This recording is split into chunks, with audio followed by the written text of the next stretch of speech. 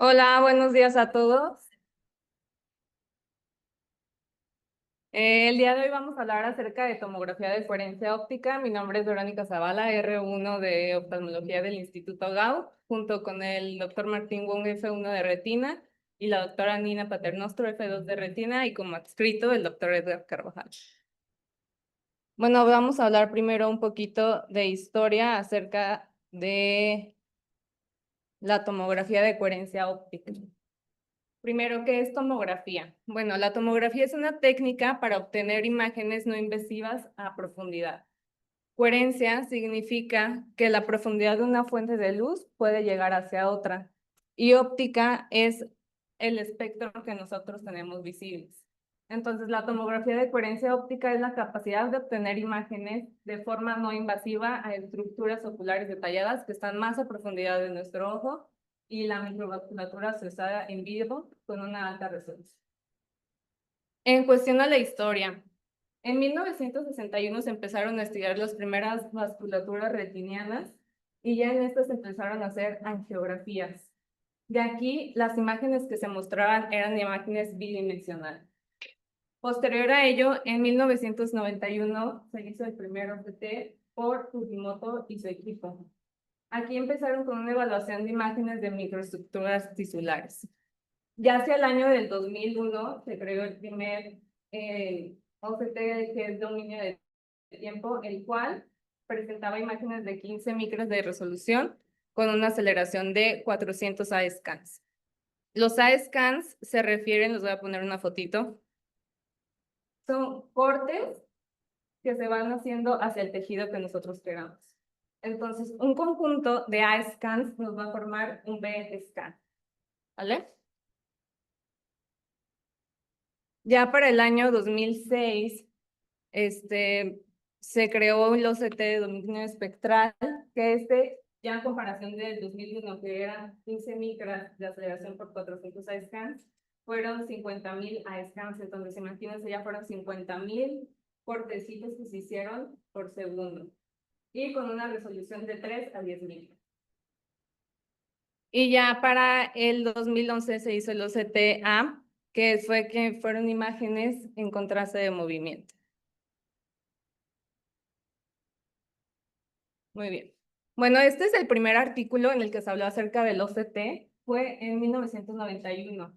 Fue en la revista Science. Aquí lo que hicieron fue, empezaron a ver tejido de retina ya ex vivo. Empezaron a hacer cortes y los fueron a ver histológicamente. Histológicamente se veían así y empezaban a ver que conforme usaban el OCT, las imágenes eran similares. ¿Cómo es que trabajaba este OCT? Bueno, este OCT entraba con una banda de luz ancha. Entraba un prisma y al momento de entrar al prisma se dividía en dos. Entonces, estos dos se iban al tejido que era el estudiado haya, y de ahí se rebotaba la luz hacia un modulador, y se enviaba a la computadora. Igual aquí se enviaba hacia un espejo y rebotaba toda la información. Ya hacia 1993, recordemos que esto fue en 1991 que empezaron a ver todos los estudios de ex vivo. En 1993, este mismo equipo empezó a ver que como las imágenes eran similares, también querían ver cómo se veían ya en personas pues vivas, y empezaron a hacer el estudio ya en estas personas, y se creó la primera imagen de los. Y recordar que este fenómeno es un principio de interferometría de coherencia baja. Bueno, en cuestión a ventajas para este estudio es que es indispensable para nosotros en nuestro día a día. Es decir, nos puede llegar un paciente y nosotros decir, ¿sabes qué? Necesita un OCT porque yo le veo esto en fondo de ojo. Pero es muy importante saber qué especificaciones tiene el paciente. Si tiene una catarata, el cual no nos permite entrar a ver fondo de ojo, por supuesto que no le vamos a encargar un OCT y no vamos a hacer que el paciente gaste. En miopes magnos, a veces el OCT no sale de manera correcta. ¿Por qué? Porque el globo ocular tiene una longitud axial muy grande y la luz no alcanza a llegar para así rebotar esta. Es un estudio que puede ser tomado de manera rápida, en vivo y no invasivo. Y pues también es accesible hacia nuestros pacientes, que no tiene un costo muy elevado y en muchas instituciones lo tienen. Puede ser tomado también a cualquier persona. Bueno, vamos a hablar un poquito acerca de los diferentes OCT conforme fueron pasando el tiempo.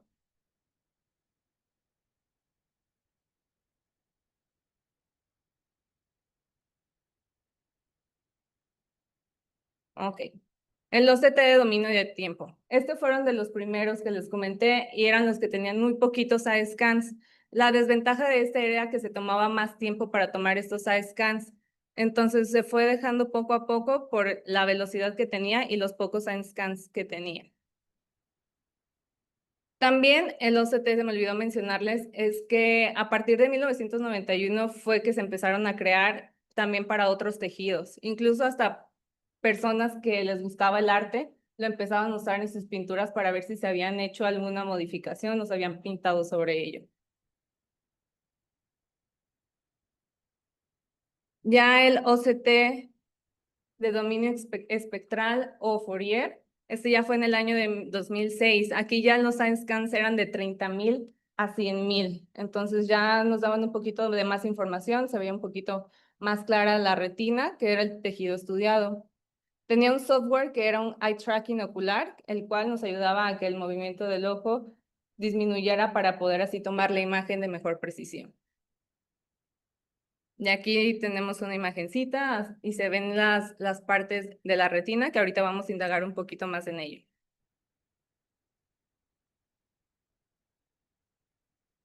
Bueno, la tecnología de Enhanced Depth Imaging, que es el EDOCT, este se usó principalmente para evaluar pues, la coroides, ¿no? Esta imagen que yo les puse aquí es de un estudio donde, bueno, es un estudio que no tiene que ver mucho con oftalmología, pero es para en japonesas, cómo es que aumentaba su grosor coroidal al momento de su fase lútea. Entonces, ellos usaron este tipo de OCT para así poder medir con mayor precisión el grosor coroidal. Fue por SPIDE y pues les digo la visualización de la coroides, sus capas y los vasos sanguíneos que presentaba cada uno. La desventaja de este es que era al momento de tomar la imagen, estas se podían invertir, perdón, y al momento de querernos enfocar nosotros en la coroides, en la pantalla ya no salía todas las capas de la retina con resolución, sino salían borradas o salían en blanco. Entonces podrían salir invertidas o incluso no salir, y pues realmente no era un OCT de buen estudio para nosotros poder evaluar las capas de la retina. Su penetrancia es de 500 a 800 micras. Y pues les digo, también se utilizó en pacientes con miopía magna, en pacientes con degeneración macular asociada a la edad, y les digo, en pacientes de estudio para todo lo que tendría que ver con enfermedades coroidales. Aquí es una imagen que compara un OCT, digamos, un espectro de dominio espectral y un OCT con EDI. Ya aquí vemos un poquito mejor la coroides, pero la resolución a veces de las capas de la retina no están de la manera correcta.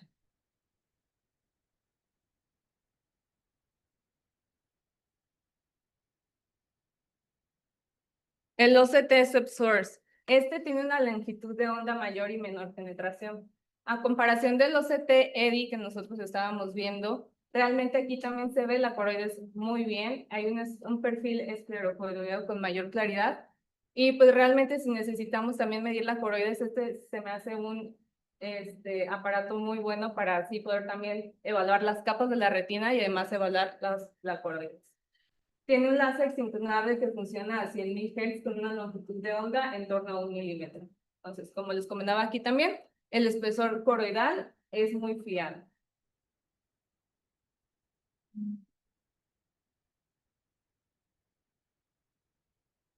Ya, el OCT en Face, permite la adquisición de múltiples scans, B-scans, entonces son varios, digamos, departamentos de A-scans que se juntaron para así formar más B-scans. Aquí podemos ver el scan coriocapilar y aquí son las capas de la coroides, entonces coriocapilar, que es en la parte, ¿se alcanzan a ver ahí mi fe? Que es por la parte de aquí de arriba, la de Saller y Haller. Entonces aquí también podemos visualizar con detalle las capas de la coroides.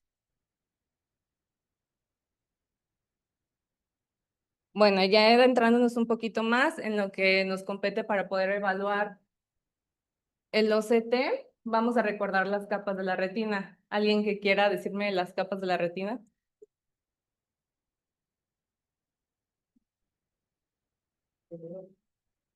¿Eh? Ajá.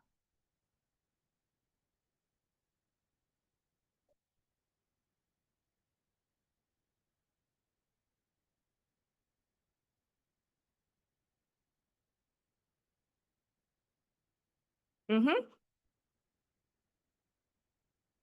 Muy bien. Entonces, como lo dijo nuestro compañero Edgar, de abajo hacia arriba vamos por EPR, fotorreceptores, que incluye conos y bastones, membrana limitante externa, nuclear externa, plexiforme externa, nuclear interna, plexiforme interna, capa de células ganglionares, fibras del nervio óptico y membrana limitante interna.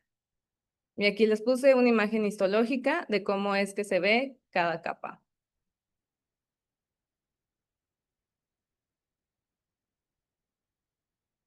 Bueno, adentrándonos un poquito en lo que son los aparatos que nos ayudan para poder evaluar y hacer un OCT.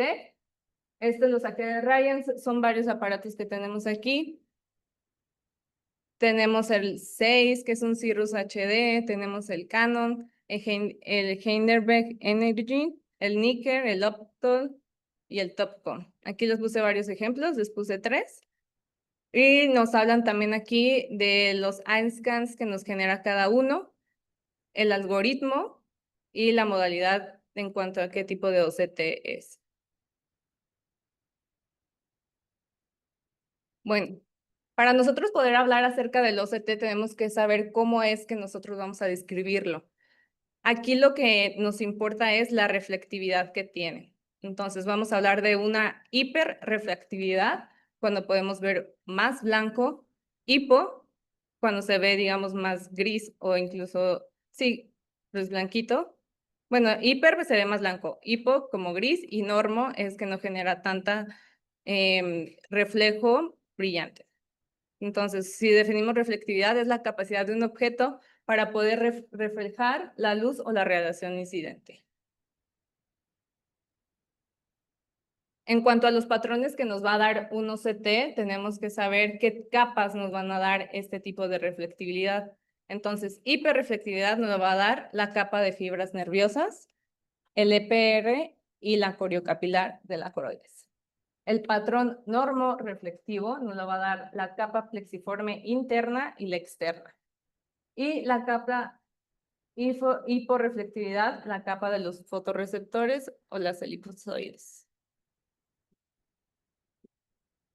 Bueno, aquí les puse en cada diapositiva cómo es que vamos a ver el orden de las capas de la retina en cuanto al OCT. Esta es la capa de fibras nerviosas. Aquí es importante saber también que incluso si alguien nos da un OCT, saber qué ojo es. Entonces, ¿cómo es que nos vamos a dar cuenta qué ojo es en cuanto al grosor que tenga de la capa de fibras nerviosas? Aquí podemos ver que del lado derecho está más engrosado. Entonces va hacia el nervio, que quiere decir que este es un OCT de ojo derecho. ¿Ok?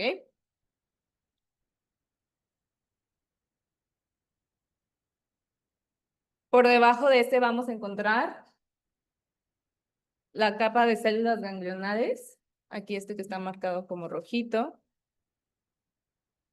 Por abajo de él, la plexiforme interna.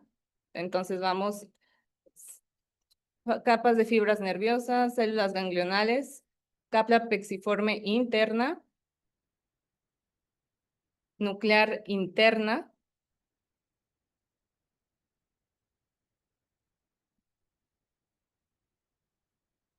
plexiforme externa,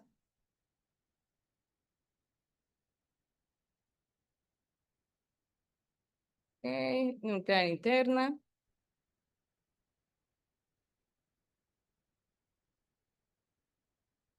membrana limitante externa, que la vemos, esta ya es un poquito más delgadita, entonces no hay que confundirla tampoco con la de elipsoides. Muy bien, esta es la elipsoide. Aquí, esta es una banda hiperrefléctica que se observa o sea, por encima del EPR, y este nos habla a que es la parte interna de los segmentos externos de los fotorreceptores. Es a lo que se refiere con capa elipsoide. Se dice que, pues como es de fotorreceptores, si esta capa está íntegra, entonces nos va a dar un buen pronóstico visual. Entonces hay que saber bien la anatomía y la estructura de cada una de estas capas. Aquí el EPR, que es el más bajo. Y bueno, esta es una imagen que ya compila todas las capas de la retina. Todas las capas de la retina, su hipo o hiperreflectividad y también las células que están involucradas en cada una de ellas. Muy bien. Entonces, ¿alguien que me pudiera decir cuál es esta? Esta que está señalando esta flechita. Espérenme. Es que esta, ahora sí. No se ve bien, ¿verdad? Esta. Acuérdense, cuando está más gruesita. Ujú. ¿Esta? No.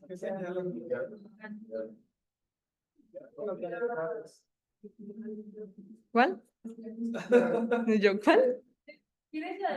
Es que no, la que está señalando la flechita, es que es como que aquí. Bueno, esta.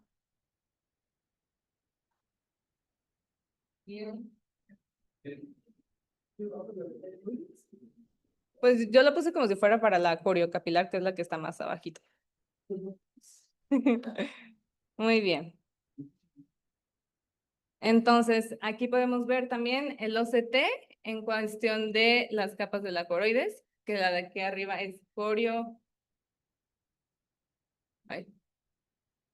coriocapilar, la de Sales y la de Sales.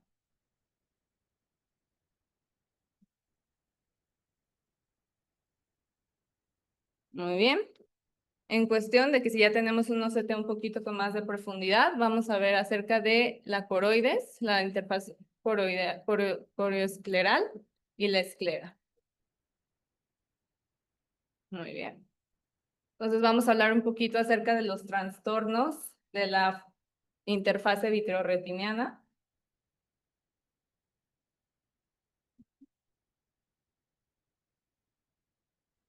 Vamos a hablar primero del desprendimiento de vitro posterior. En ello hablamos de 4 grados. Bueno, de 1 al 4 porque el 4 pues la hialoides está completamente pegada y está adherida. Entonces ya, como grado 1, vamos a hablar acerca de la desinserción de la hialoides nasal. Por aquí tenemos una imagen de la hialoides nasal y que está temporal de la mácula. ¿Ok? Entonces aquí, grado 1, podemos ver cómo se hace un pequeño despegamiento. En el grado 2, está con una inserción foveal central y hay un desprendimiento de la mácula nasal. Ya para el grado 3, un desprendimiento macular completo con una adición persistente aquí. Vemos que está todavía bien pegada al nervio óptico. Y ya el grado 4, pues ya es un desprendimiento total. Hay que recordar también que para poder ver este tipo de desprendimiento es porque se hace una licuefacción del vitrio y hay una debilitación de la adhesión. Entonces, algunos signos que podemos ver en unos pacientes, signos clínicos ya al fondo de ojo es pues como característico y no en todos los pacientes se presenta el anillo de Weiss. ¿Okay? También recordar, en pacientes con miopías altas pueden presentar un desprendimiento de vitrio posterior. Ok. Entonces, la membrana hiperretiniana, este nos va a dar un patrón hiperreflectante de la superficie de la retina. Se habla de 4 grados. En el grado 1 hay una depresión foveal normal, pero alcanzamos a ver ligeramente una hiperreflectividad por encima del área macular, pero se conserva la depresión foveal. Ya hacia el área, el grado 2, perdón, encontramos capas foveales ectópicas, es decir, ya empezamos a ver aquí que la membrana está haciendo un poco de tracción hacia las capas de la retina. Y ya el grado 3, empezamos a ver cómo es que jala todavía un poquito más y empieza a crear aquí más espacios. El grado 4 ya vemos una completa aquí desorganización de las capas internas de la retina. Entonces, igual, para correlacionarlo con la clínica, ¿cómo es que vamos a ver una membrana epirretiniana? Omar. ¿Cómo? Ajá,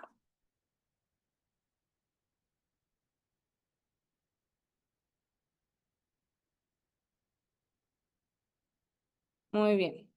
Entonces, las membranas epirretinianas nos pueden causar otras ciertas de patologías si hablamos de OCT. Podemos ver un pseudoagujero macular, ya que la membrana epirretiniana va a crear una tensión sobre las capas de la retina, pero podemos ver aún aquí que se conservan las capas y que aún no se considera como un agujero macular, ya que todavía conserva ciertas capas de la retina.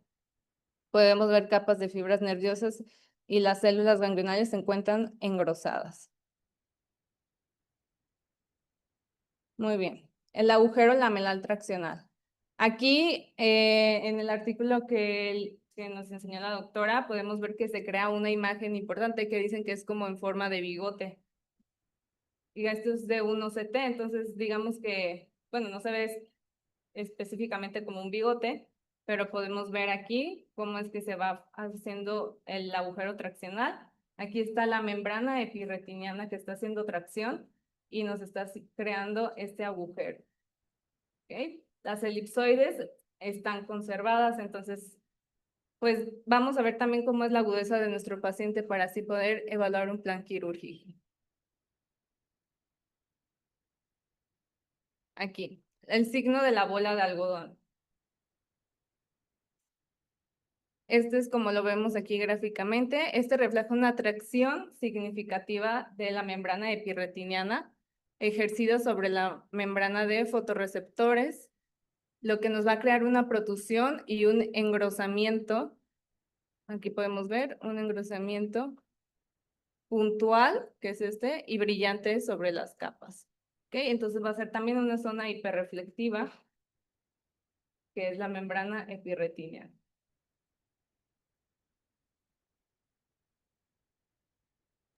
Aquí el signo de fisura foveal. Entonces, este nos va a crear como si fuera como si hiciéramos un corte justo en la mitad de la fovea. Este es como está aquí gráficamente escrito. Es una línea hiporrefléctica vertical. Entonces, digo, como si quisiéramos llevar como si hiciéramos un corte. Y generalmente va desde la zona elipsoide de los segmentos externos de los fotorreceptores. ¿Ok? Aquí podemos ver que puede ser un signo también temprano de un síndrome de tracción vitreomacular.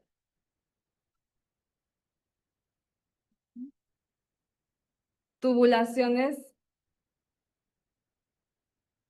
tubulaciones retinales externas. Aquí podemos ver cómo se encuentran las tubulaciones. Estas se pueden encontrar frecuentemente en enfermedades como degeneración macular asociada a la edad y podemos ver que es un daño prolongado de las capas de los fotorreceptores. ¿Okay? Entonces vemos así como si fueran aquí ligeras cavitaciones hiporreflécticas con lo rodea otro un haz hiperrefléctico.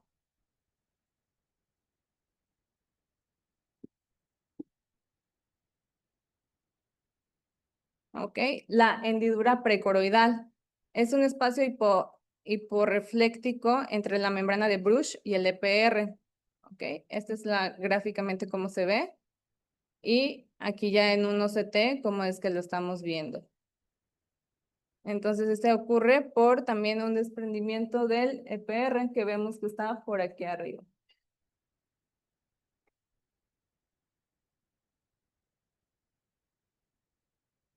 ¿Okay? El signo de cebolla. Estas son bandas hiperreflécticas que también están asociadas a personas con enfermedades con hipercolesterolemia. ¿Ok? Entonces vamos a ver cómo está aquí las bandas estratificadas hiperreflécticas que se depositan aquí los cristales de colesterol en el espacio subretiniano. Gráficamente y ya en el OCT, cómo es que los vamos a estar observando.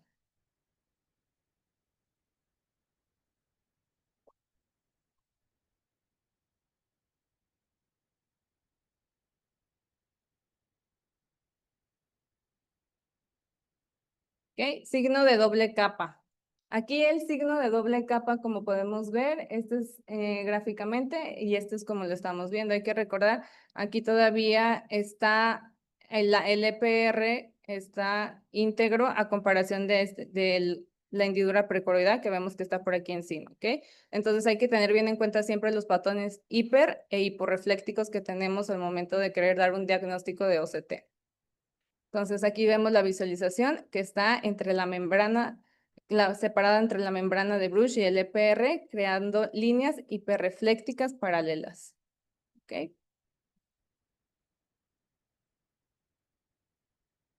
Muy bien, entonces después vamos a la atrofia completa de la retina externa. Aquí se encuentra una pérdida total de la zona elipsoide.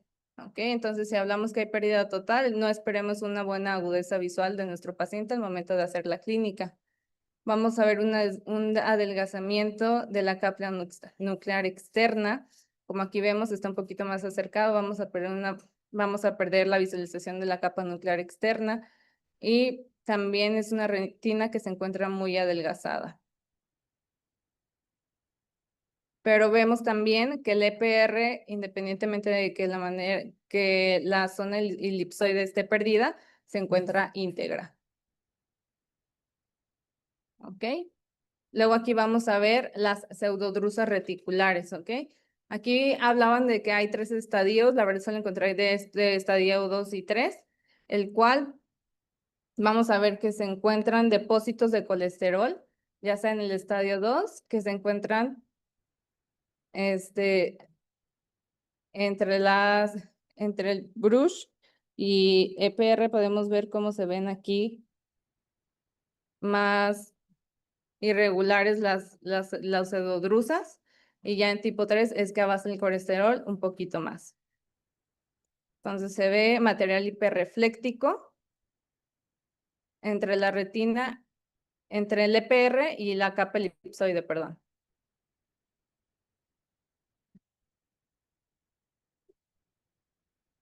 Muy bien. Y ahora sí, las drusas, que también podemos encontrar en lo que es la degeneración macular asociada a la edad. Estas las vamos a dividir en 3, que son pequeñas, medianas y grandes, ¿ok? Entonces, pequeñas van a medir un diámetro de 63 micras, medianas de 64 hasta 124 y grandes mayores de 125. ¿Ok? Entonces, esta la vamos a encontrar entre EPR y membrana de Bruch. Aquí podemos ver en fondo de ojo cómo es que se ven las drusas perimaculares. Aquí podemos ver que se ve hiporrefléctico, entonces se ven como si fueran unas elevaciones entre EPR y membrana de Bruch.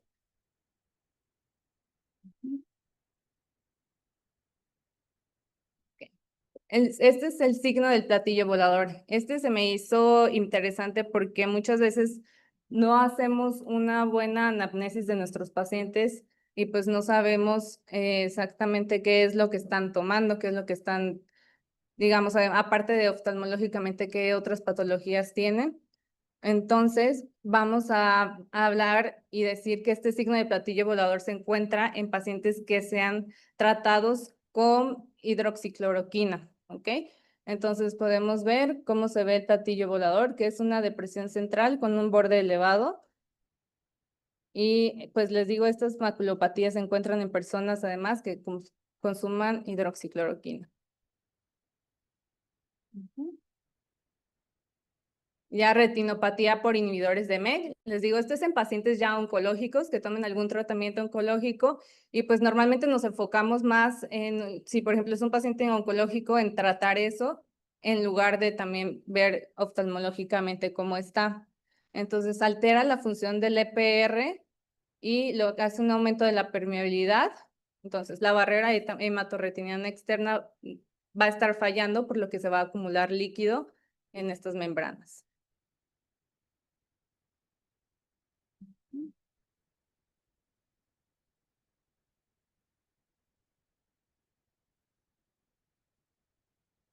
Muy bien, aquí líquido intrarretiniano y subretiniano, podemos ver aquí también que se ven como unas cavitaciones que hay líquido. Aquí está el EPR, la membrana de Bruch, vemos un ligero levantamiento del EPR y además hay líquido, ¿ok? Entonces también podemos ver aquí signos hiperreflectantes que se llama signo del collar de perlas, el cual lo podemos encontrar también por una exudación de colesterol, ¿ok? Entonces, si nosotros vemos este tipo de cavitaciones, podemos hablar también acerca que es de un paciente diabético, porque muchas veces es este tipo de edema macular que ellos generan. Hay que recordar también que para saber que un edema macular clínicamente significativo tiene que medir por arriba de 500 micras.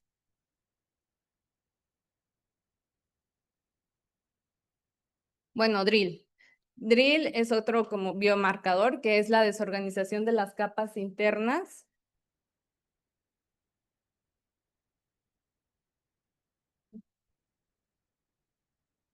Ahí voy, ¿eh?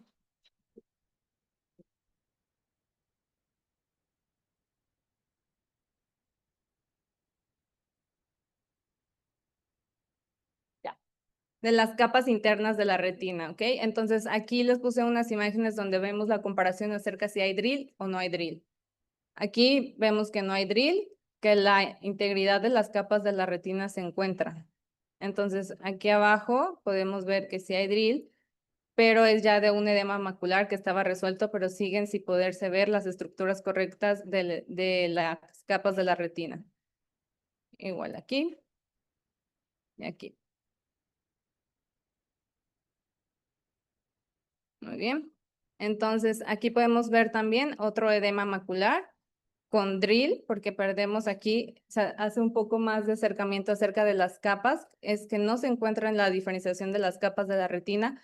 Podemos ver la característica de los focos hiperreflectantes, hiperreflectivos, también así conocidos, y que a veces nos generan algunas sombras acústicas que muchas veces, bueno, yo al principio no sabía qué era lo que generaban pues digamos, estas sombras, que es realmente la sombra acústica que nos generan estos puntos hiperreflectantes. Una cicatriz disiforme. Esta cicatriz disiforme se va a formar ya sea por una forma terminal de una membrana neovascular. De una membrana neovascular. Entonces, en un fondo de ojo podemos ver cómo es que se encuentra esta lesión justo en área macular. Entonces, también la agudeza ahí de nuestro paciente pues no va a ser buena y pues va a ser una lesión hiperreflectante, va a estar engrosada y además también dependiendo qué tanto esté afectando el área de la mácula, es lo que vamos a ver la zona hiperreflectante. Ya más un poquito acerca de esta patología, que es una patología que es muy común, al menos yo aquí la he visto varias veces en el GAO, que es una corioretinopatía serosa central, que hay una extensión del líquido subretinial. Normalmente este tipo de patologías tienden a ceder, pero se pueden volver a ser repetitivas y repetitivas. Lo ideal es siempre pedir un OCT, saber cuánto líquido es lo que hay entre estas membranas para así poder pues digamos que el tratamiento también tiene que ver con tipo de personalidad de los pacientes que tienen y pues nada, hacerles énfasis de que sí puede pasar, pero puede seguirles pasando. A mí me tocó un caso que el paciente nunca se quiso hacer OCT, hasta la tercera vez que le pasó fue cuando se quiso hacer un OCT, pero realmente la visión ya estaba un poco comprometida.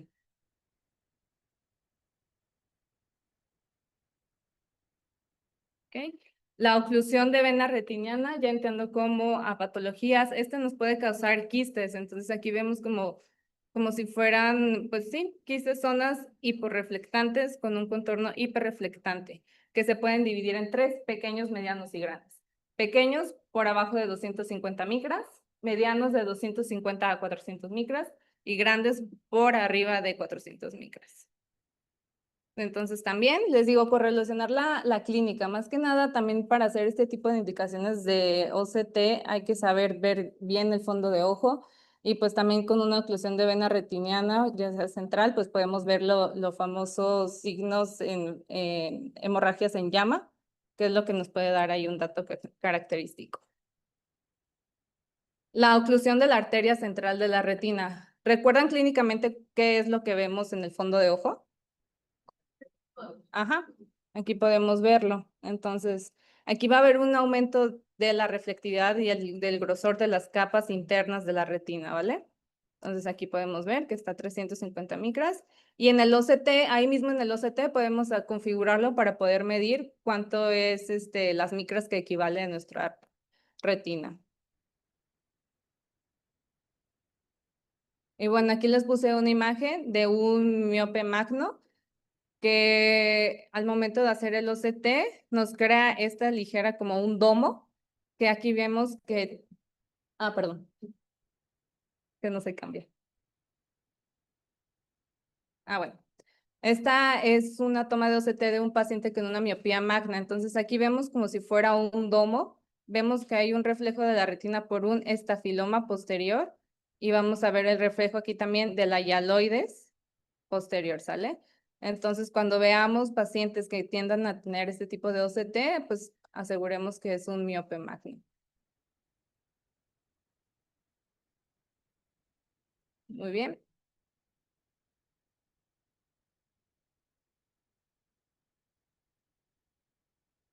Les puse este cuadrito que son varias lesiones y nos dicen en qué capa es que están cada uno. Entonces, microaneurismas lo vamos a encontrar en los primeros signos de pacientes con retinopatías diabéticas y lo vamos a encontrar en la nuclear interna. Ya microhemorragias, pues, nos vamos a dividir en dos, que es en puntos y en flamas. En flamas, en fibras nerviosas, hay que acordarnos de la anatomía, cómo es que están distribuidas las fibras nerviosas para poder así asimilarlo un poquito más y saber dónde lo estamos viendo. Exudados duros en la capa plexiforme externa, exudados blandos en capas de fibras nerviosas y las drusas entre el EPR y la membrana de Bruch. Entonces ya ahora sabemos más o menos el momento de hacer un OCT, identificar cada estructura que hay y cada capa que hay de la retina para así poder orientarnos un poquito más a qué patología nos estamos acercando. Bueno, aquí les puse un caso clínico que saqué de una revista. Esta es una mujer de 84 años que es remitida para realizarse el estudio de OCT. Como antecedentes, tiene dislipidemia e hipertensión arterial. Como antecedentes oftalmológicos, ella refiere haber sido intervenida, es pseudofaca, de hace 16 años, y lleva 6 meses en tratamiento con colirio de latanoprost sin conservantes. Ya un poquito más en el caso decía que ella había ido con algún oftalmólogo que le había dicho que tenía glaucoma y que se empezara a poner latanoprost, pero nunca se realizó un estudio ya sea también de glaucoma, nunca se tomó la presión ni nada, solamente ella se lo empezó a usar. A la exploración oftalmológica nos habla que su mejor agudeza visual de ojo derecho es 0,2, ya para cuartillas de Snell sería un 20-30 y en el ojo izquierdo 0,4 que sería un 20-50. ¿Ok? A la biomicroscopía de segmento anterior se apareció una pseudofaquia bilateral, como ya habíamos comentado, y material pseudoexfoliativo en el reborde pupilar. Se obtuvo una midriasis muy limitada, la tonometría ocular de ambos ojos estaba en 14 y el fondo de ojo se observaron unos discos de aspecto normal y cambios pigmentarios en ambos ojos, que fue mayor en ojo izquierdo. ¿Okay? El OCT solo nos llamaba un poquito más la atención el ojo derecho. ¿Alguien pudiera describirme esta OCT? Bueno, perdón. Ya.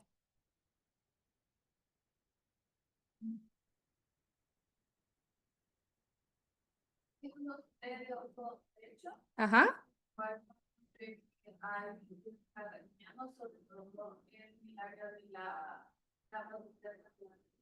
Ujú.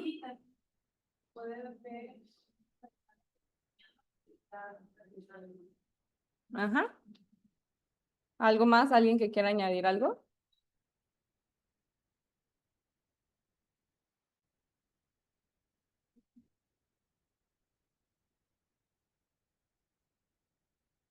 ¿Son qué? Si son simientes, preguntan dónde están los quistes reptilianos, cómo se generan los cavernícolas. Ah, no, son cavernícolas. Ujú. Muy bien. Y también aquí, ¿mande? Ajá. Aquí también un ligero levantamiento, ¿sale? Entonces, aquí el tratamiento, ¿cuál fue? En la clínica decidieron suspenderle el latanoprost porque no había, pues, indicación para podérselo dejar.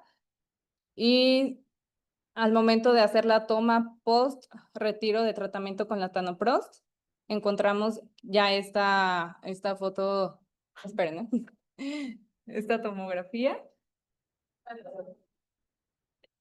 que ya podemos ver cómo es que desapareció totalmente las cavitaciones, cómo es que ya no se encuentra tanto líquido subretináneo. Aquí encontramos un poquito de hiporreflectividad, pero pues la paciente tuvo mucha mejoría visual y ya pues fue todo. Ok, aquí les puse algunos ejemplitos. No sé si alguien quisiera describírmelo. Ya va a cambiar, ¿eh? Ya. Ujú. Alguien que correlacionado de esta foto clínica con esta OCT quiera poder describirme y dar un diagnóstico.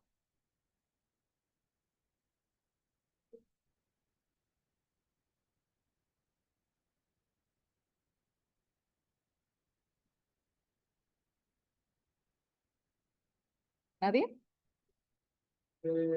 Una foto clínica de ojo izquierdo, Ajá. donde encontramos pues un vitrio claro, nervio óptico de adecuado y un poquito pálido, excavaciones visibles, me imagino hacer una pequeña excavación, pues marcada vascular fisiológica. Hay unos cambios de coloración pigmentaria en la mácula, sugestivos a una llamada, y ya por el OCT también corroboramos que hay luces entre la membrana de Bruch y el EPR, que es una desorganización. Perfecto. Sí. Una degeneración macular asociada a la edad seca. Ahí va otra, ¿eh?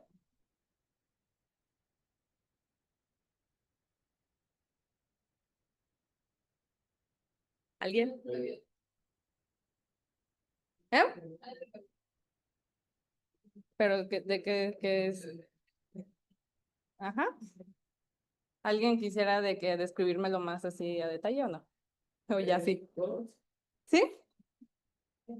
Sí, Ajá. es un OCT de ojo derecho. Ujú. Se observa una imagen hiperrefléctica traccionando, bueno, perdiendo la depresión foveal, sugestiva a la hialoides, puede ser un DMP grado 2. Excelente. Ujú.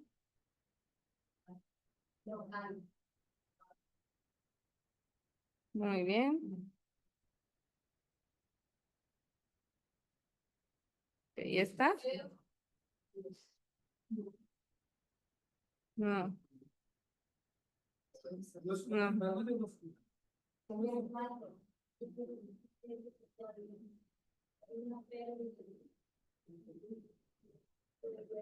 Es,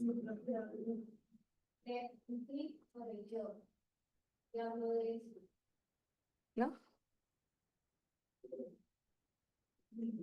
¿Y esta? Digo, no tiene tan buena calidad, pero clip coroideo.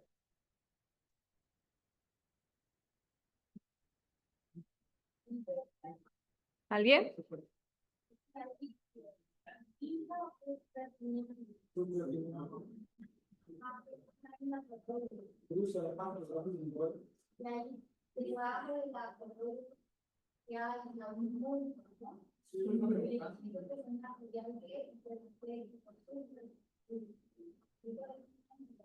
Área exudativa. Ujú. Correcto. Y pues sería todo por mi parte del día de hoy. Gracias. Mañana sigo también.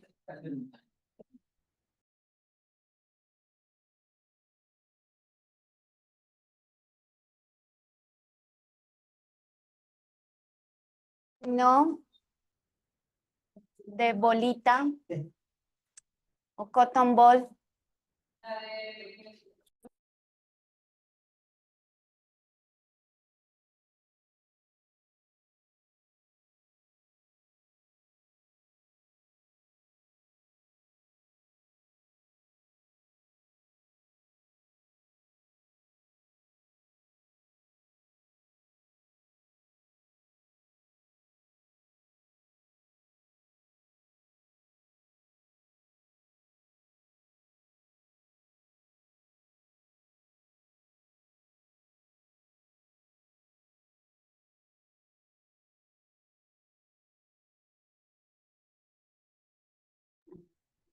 ¿Quién sí lo leyó? ¿Quién sí lo leyó el artículo que le envió la doctora? Pues, Nadie, ¿verdad?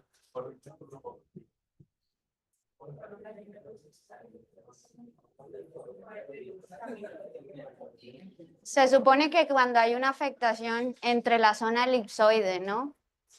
Y la capa o los segmentos externos de los fotorreceptores, el pronóstico visual del paciente no va a ser bueno.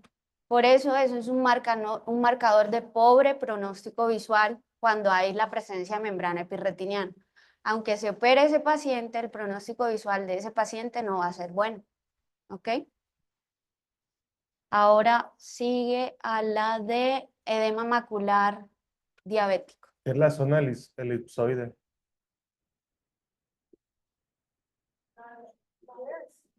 ¿Qué es?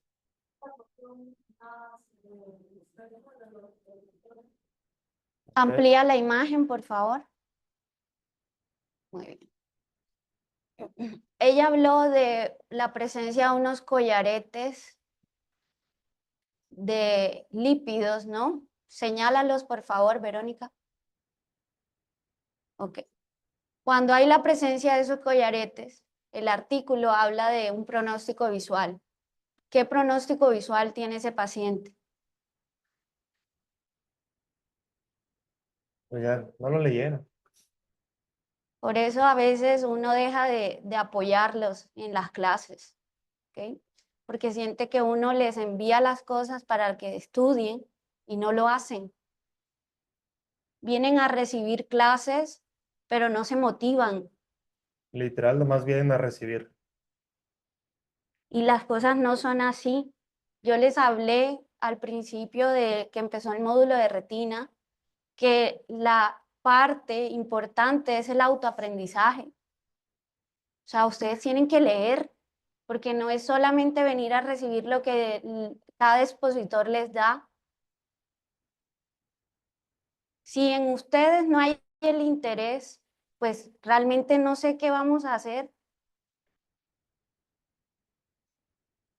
No sé qué vamos a hacer, porque siento que uno viene a perder el tiempo aquí, a darles las clases, a perder el tiempo, literal.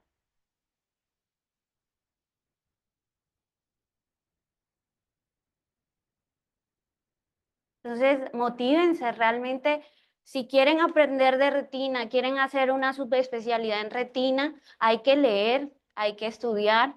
Sí, la parte quirúrgica, siempre lo he dicho, es muy importante, pero la parte clínica también te va a ayudar a orientar. El artículo habla de una cosa que se llama PROS, que son los segmentos externos de los fotorreceptores. Habla de que el alargamiento de los segmentos externos de los fotorreceptores te da un buen pronóstico visual, mientras que el acortamiento de los segmentos externos de los fotorreceptores en los diabéticos tiene un mal pronóstico visual. Este paciente tiene un mal pronóstico visual porque dentro del artículo habla de que la presencia de collaretes o de exudación lipídica circular tiene un pronóstico visual malo. ¿Qué es respondedor a una terapia? ¿A cuál terapia creen que respondería este paciente? No, a la inyección de esteroides intravítreos. Entonces, por eso es importante saber de los biomarcadores tomográficos, porque te van a orientar en el tratamiento que le puedes instaurar a tu paciente. ¿Ok? Entonces, los invito de verdad a leerse el artículo y a estar más pendiente o a meterle un poquito más de gana a las clases. porque Verónica lo hizo excelente.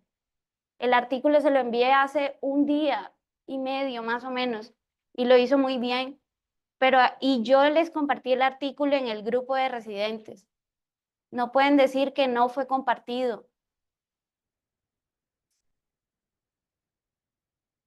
Entonces sí, está bien, tienen tiempo porque hay mucho tiempo para estudiar. No pueden decir que llegan a su casa a las 10 de la noche porque no está MSQ. Entonces, más ganas, más motivación, porque de verdad a veces siente uno que les da, les brinda y no lo reciben de la forma que uno quiere.